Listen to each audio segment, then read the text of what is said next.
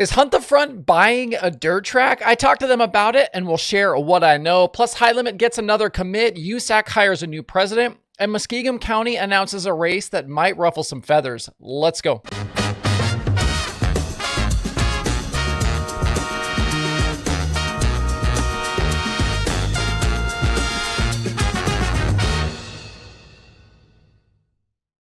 It's Monday, December 8th. I'm Justin Fiedler. This is DIRTRACKR Daily presented by Kubota Genuine Parts.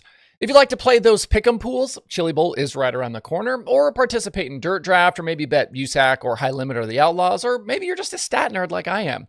Check out the analytics section at DIRTRACKR.com. We track both World of Outlaws series, Lucas, High Limit, USAC, the Chili Bowl, Eldora late model special events, Extreme Outlaw Midgets, and more. The database is now north of 2,500 races worth of results and stats and analysis.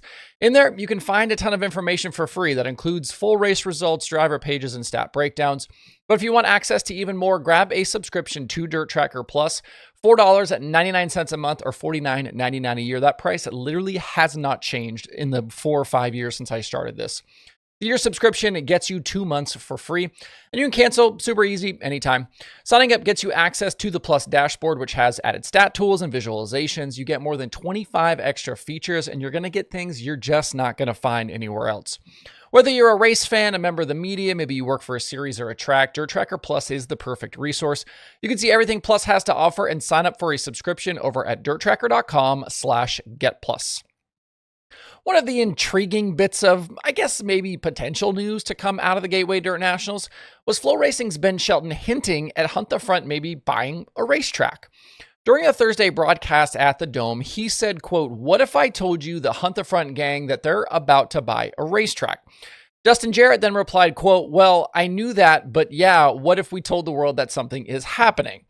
What was curious was the conversation kind of basically just stopped right there. Nothing else was said for the rest of the night, not what track or any other details.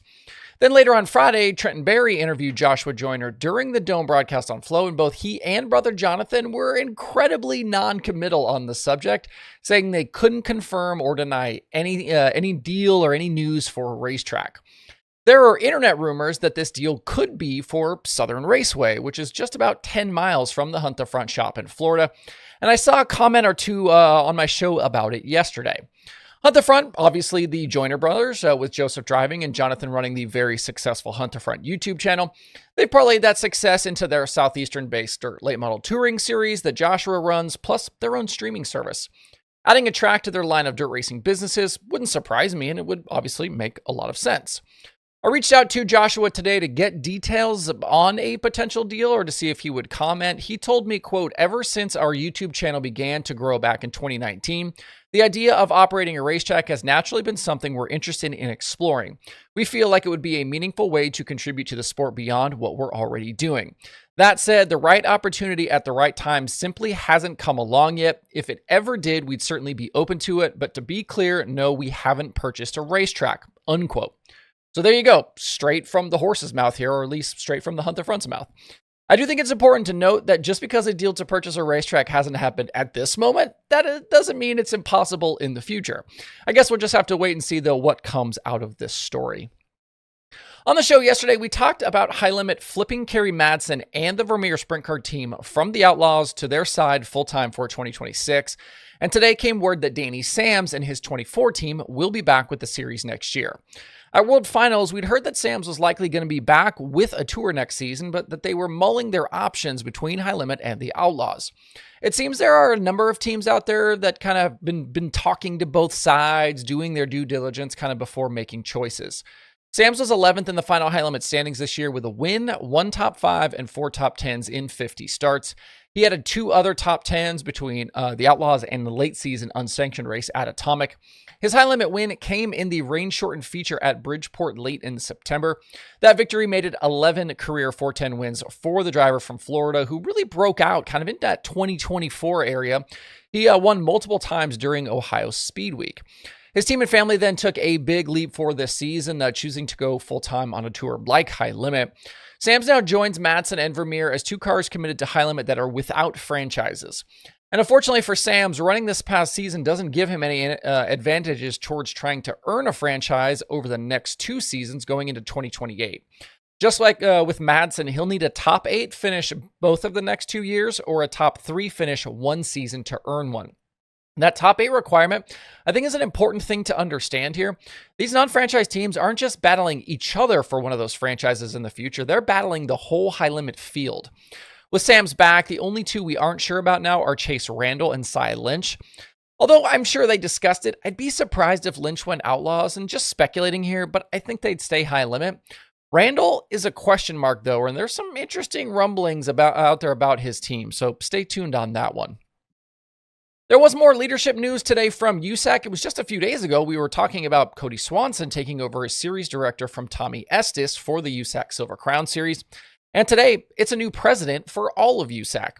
Starting January 1st, Casey Kohler will take over from Kevin Miller, who's been president of USAC since 2007.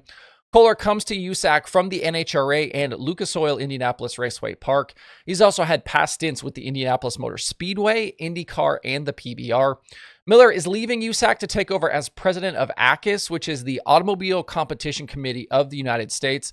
This body represents the major American motorsports sanctioning body. It's kind of on the global stage. And Miller will also be involved in FIA-sanctioned events in the U.S. That includes things like Formula One and Formula E. And obviously, if you're watching or listening to this show, you know USAC as a major sanctioning body for non-wing racing in the United States, but they're also involved in off-road stuff, road racing, youth events. Kohler is just the 10th president of the USAC, going back to 1955.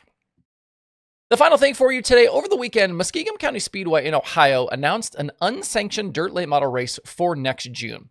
They're calling it the Dirt Cup, and it will be what they are describing as a Ryder Cup style event, pitting the top 10 in Lucas standings against the top 10 in Outlaw standings. Teams will be paid show-up money, and the race is $20,000 to win. Drivers will get points based on where they finish, and one side will be declared the winner, like the Ryder Cup, where you have the U.S. versus Europe. June 10th is the date of the race. That's the Wednesday after the Dirt Late Model Dream at Eldora and before the World of Outlaws head to West Virginia Motor Speedway. No other cars or teams will be racing, just those 20 late model teams, obviously split from the 2 series. And I'm assuming that show-up money will be helpful in getting those teams to actually commit to this event. And I don't want this to come off as negative against the Morans or the track for putting this event together, but I think it's important to point something out here. This is the type of event that drives series crazy. Neither Lucas nor the Outlaws are actually involved in any way here, but this event is being promoted as the 2 sides against each other. People always ask about exclusivity agreements and teams being barred from not racing at certain tracks within a certain period of another event.